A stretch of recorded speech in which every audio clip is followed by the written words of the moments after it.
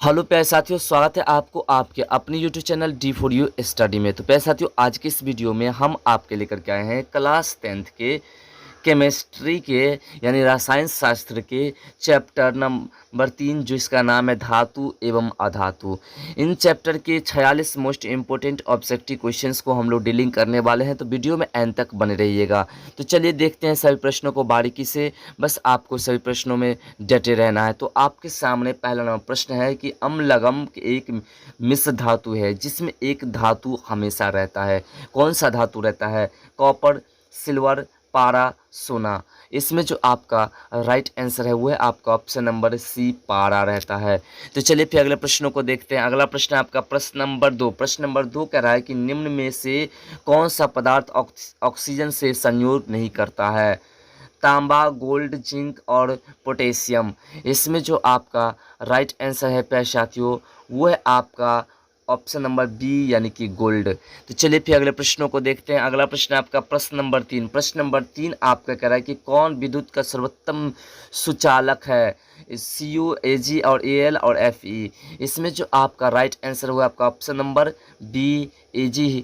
चलिए अगले प्रश्नों को देखते हैं। अगला प्रश्न आपका प्रश्न नंबर 4। प्रश्न नंबर 4 आपका क्या है कि बॉक्साइड निम्नलिखित में से किस धातु का मुख्य अयस्क है? लोहा का, कैल्शियम का, सोडियम का, एल्युमिनियम का। तो बॉक्साइड जो है वो प्यारे साथियों वो है एल्युमिनियम का मुख्य अयस्क है। तो चलिए फिर अगले प्रश्नों को देखते हैं, यानी कि ऑप्शन नंबर डी आपका राइट था। अगला प्रश्न आपका प्रश्न नंबर 5 कह रहा है कि निम्न में कौन उपधातु है? यानी Fe ferrous, Cu copper, nylon या फिर SB। इसमें जो आपका राइट आंसर हुआ आपका ऑप्शन नंबर डी, SB जो है वो क्या है? उपधातु है। तो चलिए फिर अगले प्रश्नों को देखते हैं। प्रश्न नंबर 6 को। प्रश्न नंबर 6 आपका कह रहा है कि शुद्ध सोना को व्यक्त किया जाता है कितने कैरेट में? 22 कैरेट में, 24 कैरेट में और 20 कैरेट में और 12 कैरेट में। इसमें जो आपका राइट आंसर है वो आपका ऑप्शन नंबर बी, 24 कैरेट में इसे व्यक्त किया जाता है। तो चलिए फिर अगले प्रश्नों को देखते हैं। अगला प्रश्न आपका प्रश्न नंबर 7। प्रश्न नंबर 7 कह रहा है कि पीपल है धातु, अधातु, मिश्र धातु या फिर एक है उपधातु, जो कि आगे है ऑप्शन। तो इसमें जो आपका राइट आंसर हो जाएगा वो हो जाएगा पीतल क्या है? तो वो है मिश्र धातु। तो चलिए फिर अगले प्रश्नों को देखते हैं। अगला प्रश्न है आपका प्रश्न नंबर 8।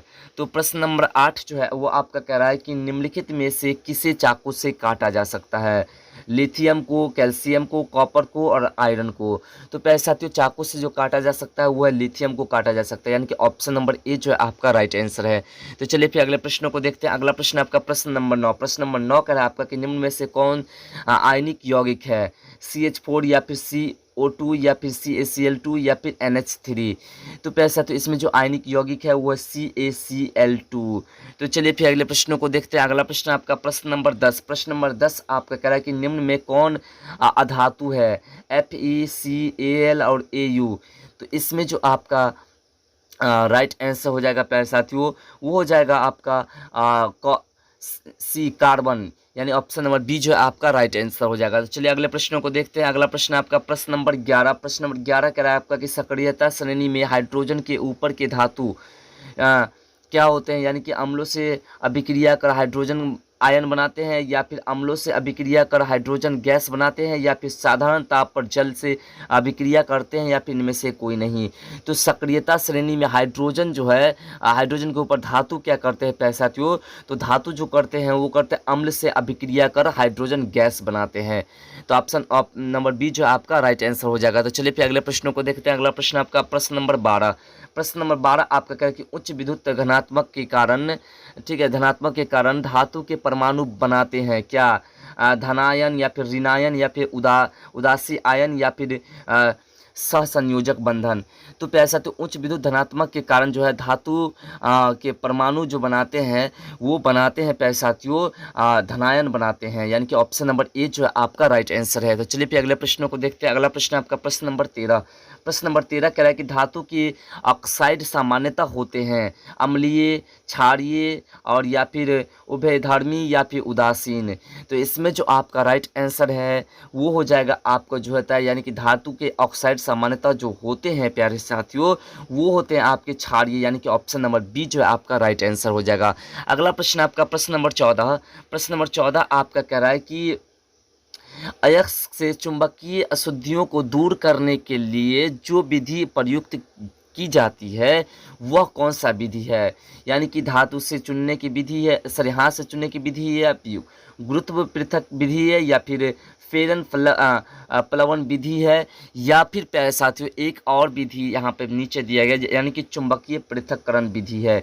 तो चलिए इसमें जो आपका राइट आंसर है प्यारे साथियों वो आपका जो है चुंबकीय प्रेरण पृथक्करण विधि है, यानी ऑप्शन नंबर डी जो है आपका राइट आंसर है। अगला प्रश्न आपका प्रश्न नंबर 15। प्रश्न नंबर 15 आपका कहे कि सल्फाइड अयस्कों का सांद्रण किया जाता है किसके द्वारा? यानी हाथ से चुन करके, या फिर निच्छालन द्वारा, या फिर फेन प्लावन द्वारा, या फिर निस्तापन द्वारा। तो इसमें जो आपका राइट आंसर हो जाएगा, क्योंकि सल्फाइड अयस्कों का जो सांद्रण किया जाता है प्यारे साथियों वो जो किया जाता है फेन प्लावन विधि द्वारा किया जाता है, इसलिए आपका जो राइट आंसर हो जाएगा ऑप्शन नंबर सी हो जाएगा। तो चलिए अगले प्रश्नों को देखते हैं। अगला प्रश्न आपका प्रश्न नंबर 16। प्रश्न नंबर 16 कह रहा है कि निम्नलिखित में से कौन एल्युमिनियम का मिश्र धातु है? यानी मैग्नीशियम, या फिर जर्मन सिल्वर, या फिर पीतल, या फिर कांसा। तो यहाँ पे एल्युमिनियम का जो मिश्र धातु है प्यारे साथियों वो है आपका मैग्नीशियम है। तो चलिए फिर अगले प्रश्नों को देखते हैं। अगला जो आपका प्रश्न है प्रश्न नंबर 17। प्रश्न नंबर 17 कह रहा है कि कॉपर का निष्कर्षण मुख्यतः किस अयस्क से किया जाता है? या फिर कॉपर ग्लास से, या फिर कॉपर पायराइट से, या फिर क्यूप्राइट से, या फिर इनमें से कोई नहीं। तो कॉपर का जो निष्कर्षण मुख्यतः अयस्क द्वारा जो किया जाता है वह अयस्क है प्यारे साथियों आपका कॉपर फाइराइट्स, यानी कि ऑप्शन नंबर बी जो आपका राइट आंसर है। उसका सूत्र जो है वो है CuFeSO2। तो चलिए फिर अगले प्रश्नों को देखते हैं। अगला प्रश्न आपका प्रश्न नंबर 18।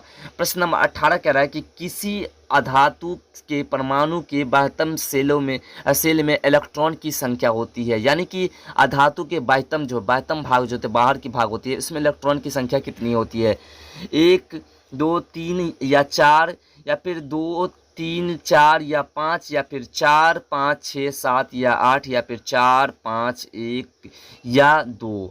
तो प्यारे साथियों अधातु के परमाणु के बाह्यतम सेल में जो इलेक्ट्रॉन की संख्या होती है वो होती है 4 5 6 7 या फिर 8। तो चलिए फिर अगले प्रश्नों को देखते हैं। अगला प्रश्न है आपका प्रश्न नंबर 9। प्रश्न नंबर 9 कह रहा है आपका कि साधारण गंधक किस आणविक रूप में पाया जाता है? यानी कि S3 S8 या फिर S4। तो साधारण गंधक जो आणविक रूप है मतलब जो पाया जाता है किस रूप में, उसका रूप है प्यारे साथियों यानी कि S8 के रूप में पाया जाता है। तो चलिए फिर अगले प्रश्नों को देखते हैं। अगला जो आपका प्रश्न है प्रश्न नंबर 20 कह रहा है कि फास्फोरस का आणविक सूत्र होता है यानी P2 P8 या फिर P4। तो फास्फोरस का जो आणविक सूत्र होता है प्यारे साथियों वो होता है आपका P4, यानी ऑप्शन नंबर डी जो है आपका राइट आंसर है। अगला प्रश्न आपका प्रश्न नंबर 21। प्रश्न नंबर 21 आपका कह रहा है कि सोना निम्नलिखित में से किस द्रव में घुल जाता है? अम्लराज में, या फिर सांद्र सल्फ्यूरिक अम्ल में, या फिर सांद्र नाइट्रिक अम्ल में, और या फिर आपका जो एक नीचे ऑप्शंस है उस ऑप्शंस को भी देख लेते हैं। वो ऑप्शंस है इनमें से सभी में। तो इसमें जो आपका राइट आंसर हो जाएगा प्यारे साथियों वो हो जाएगा आपका ऑप्शन नंबर ए यानी कि अम्लराज में। तो चलिए फिर अगले प्रश्नों को देखते हैं। अगला प्रश्न है आपका प्रश्न नंबर 22। प्रश्न नंबर 22 आपका कह रहा है कि कौन सा अधातु कमरे के ताप पर द्रव होता है? ब्रोमीन, पारा, तांबा, एल्युमिनियम। तो प्यारे साथियों कमरे के ताप पर जो द्रव में बदल जाता है वह अधातु है प्यारे साथियों ब्रोमीन। तो चलिए आपका ऑप्शन नंबर ए जो है राइट आंसर है। अब बढ़ते हैं अगले प्रश्नों को देखते हैं। अगला प्रश्न आपका प्रश्न नंबर 23 की सीसा और टीन की मिश्र धातु को क्या कहते हैं? शोल्डर, स्टील, गन मेटल, या फिर उपधातु। तो पैसे तो सीसा और टीन की मिश्र धातु को जो हम लोग कहते हैं या फिर कहा जाता है वो कहा जाता है सोल्डर। सोल्डर कौन सा? जिससे हम किसी तार को एक दूसरे से अटैचमेंट करते हैं। अगला प्रश्न आपका कि निम्नलिखित में से कौन अधिक अभिक्रियाशील है? Cu, Hg, Ag और Au। तो इसमें जो आपका राइट आंसर हो जाएगा यानी कि इसमें जो सबसे अधिक अभिक्रियाशील है प्यारे साथियों वो है आपका Au। आर्गन। तो चलिए फिर अगले प्रश्नों को देखते हैं।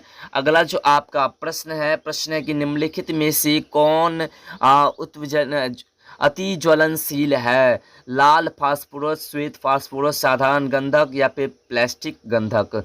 तो पैसा तो इसमें जो अति ज्वलनशील पदार्थ है वो है आपका जो है अ, श्वेत फास्फोरस, यानी कि ऑप्शन नंबर बी जो है आपका राइट आंसर है। तो चलिए फिर अगले प्रश्नों को देखते हैं। प्रश्न नंबर 26 आपका है। प्रश्न नंबर 26 कह रहा है कि विद्युत अपघटनी परिष्करण में अशुद्ध धातु को बनाया जाता है, एनोड पर या फिर कैथोड पर या फिर अपघट्य पर या फिर इनमें से सभी पर? तो विद्युत अपघटनीय परिष्करण जो है में अशुद्ध धातु को जो बनाया जाता है प्यारे साथियों, वो बनाया जाता है आपको एनोड पर, यानी कि ऑप्शन नंबर ए जो है आपका राइट आंसर है। अगला प्रश्न आपका प्रश्न नंबर 27। प्रश्न नंबर 27 कह रहा है कि निम्नलिखित में कौन सबसे अधिक अभिक्रियाशील धातु है? MgCaNa या फिर के? तो इसमें जो सबसे अधिक अभिक्रियाशील धातु है प्यारे साथियों वो है केलीवन। चलिए फिर अगले प्रश्नों को देखते हैं। अगला प्रश्न है आपका प्रश्न नंबर 28। प्रश्न नंबर 28 कह रहा है कि आपका कि वल्कनीकरण में की प्रक्रिया में प्राकृतिक रबर के साथ निम्नलिखित में से क्या मिलाया जाता है? साधारण गंधक या फिर एक ना तक्ष गंधक या फिर आपका दो ऑप्शन से नीचे भी है उससे भी देखते हैं। तो दो ऑप्शन से नीचे आपका जो है एक है आपका कि फल की गंधक या फिर श्वेत फास्फोरस गंधक। तो इसमें जो आपका राइट आंसर हो जाएगा प्यारे साथियों वो हो जाएगा आपका साधारण गंधक, यानी ऑप्शन नंबर ए जो है आपका राइट आंसर हो जाएगा। चलिए फिर अगले प्रश्नों को देखते हैं। अगला प्रश्न आपका प्रश्न नंबर 29। प्रश्न नंबर 29 आपका कह रहा है कि 1 ग्राम सोना से कितना लंबा तार बनाया जा सकता है? 1 किलोमीटर, 2 किलोमीटर, 3 किलोमीटर और 4 किलोमीटर, यानी कि 1 ग्राम सोना से कितने किलोमीटर का तार बनाया जा सकता है? तो 1 ग्राम सोना से जो प्यारे साथियों आपको तार बनाया जा सकता है वो आपका 2 किलोमीटर का तार बनाया जा सकता है। तो चलिए फिर अगले प्रश्नों को देखते हैं, समझते हैं, बनाते हैं। तो अगला प्रश्न है आपका कि कमरे के ताप पर मरकरी धातु किस अवस्था में पाई जाती है? ठोस में, द्रव में, गैस में और कोई भी नहीं। तो मरकरी जो है प्यारे साथियों वो जो ताप में जो उसकी अवस्था जो होती है या फिर किस अवस्था में जो पाए जाते हैं वो अवस्था आपका द्रव अवस्था में पाए जाते हैं। तो चलिए फिर अगले प्रश्नों को देखते हैं। अगला प्रश्न आपका 31 नंबर प्रश्न है आपका कि व्यावसायिक स्तर पर एल्युमिनियम धातु का निष्कर्ष किस अयस्क से किया जाता है? क्रायोलाइट से या फिर बॉक्साइट से या फिर कोरंडम से या फिर इनमें से कोई नहीं। तो प्यारे साथियों एल्युमिनियम का जो निष्कर्ष किया जाता है अयस्क से वह अयस्क है प्यारे साथियों बॉक्साइट। तो चलिए फिर अगले प्रश्नों को देखते हैं। अगला प्रश्न आपका प्रश्न नंबर 32। प्रश्न नंबर 32 आपका कह रहा है कि लोहे के निष्कर्षण में चूना पत्थर कैल्शियम सिलिकेट या एक यौगिक बनाता है, यह यौगिक कहलाता है क्या? वर्जन या फिर प्रगलन या फिर द्रावक या फिर आतुमल, यानी कि लोहे के निष्कर्षण जो होते हैं चूना पत्थर के माध्यम से वो जो है एक यौगिक बनाता है। तो वो यौगिक कौन सा क्या कहलाता है? तो प्यारे साथियों वह यौगिक जो कहलाता है वो कहता है धातु मल कहलाता है। तो चलिए फिर अगले प्रश्नों को देखते हैं। अगला प्रश्न आपका प्रश्न नंबर 33 कह रहा है कि किसी तत्व के गुणधर्म का दो या दो से अधिक विभिन्न रूपों में प्रस्तुतिकरण तत्व की क्या कहलाती है? अपरूपता कहलाती है या फिर समावयता कहलाती है या फिर समरूपता कहलाती है या फिर उपधर्मीयता कहलाती है। तो प्यारे साथियों और दो या दो से अधिक गुणधर्म जो किसी तत्व को परिवर्तित करते हैं तो वो कहलाता जो है वो कहलाता है आपका जो है अपरूपता कहलाता है, क्योंकि आप इसके जो रूप है उसी का ही वर्णन किया गया है। तो ऑप्शन नंबर ए जो है आपका राइट आंसर हो जाएगा। अगला प्रश्न आपका प्रश्न नंबर 34 कह रहा है कि धातुओं की प्रकृति होती है कैसी?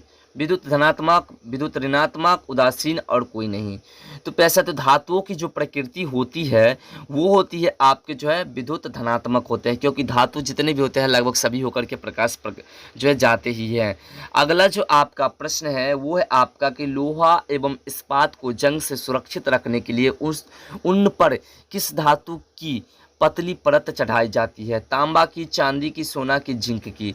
तो पैसा तो लोहा को जंग से बचाने के लिए उस पे जो धातु की पतली परत चढ़ाई जाती है वह धातु होता है प्यारे साथियों जिंक का होता है। तो ऑप्शन नंबर डी जो है आपका राइट आंसर हो जाएगा। अगला प्रश्न आपका प्रश्न नंबर 36 कह रहा है कि किस रासायनिक यौगिक को गर्म करने पर प्लास्टर ऑफ पेरिस प्राप्त किया जाता है? विरंजक चूर्ण, जिप्सम, चूना पत्थर या फिर कच्चा चूना? तो प्यारे साथियों प्लास्टर ऑफ पेरिस जो बनाया जाता है या फिर प्राप्त किया जाता है गर्म करने के बाद, वह पदार्थ है प्यारे साथियों या फिर वह यौगिक है प्यारे साथियों आपका जिप्सम है, यानी कि जिप्सम को गर्म करके जो है प्लास्टर ऑफ पेरिस प्राप्त किया जाता है। अगला प्रश्न आपका प्रश्न नंबर 37। प्रश्न नंबर 37 आपका कह रहा है कि अभिक्रियाशील के इस क्रम में कौन सही है? यानी कि AL बड़ा Mg बड़ा Zn छोटा Fe, या फिर Zn बड़ा AL बड़ा Mg बड़ा Fe, या फिर Mg बड़ा AL बड़ा और Zn बड़ा Fe, या फिर Fe बड़ा Zn बड़ा FAL बड़ा या फिर Mg बड़ा। इसमें एक श्रेणी क्रम दिया गया है।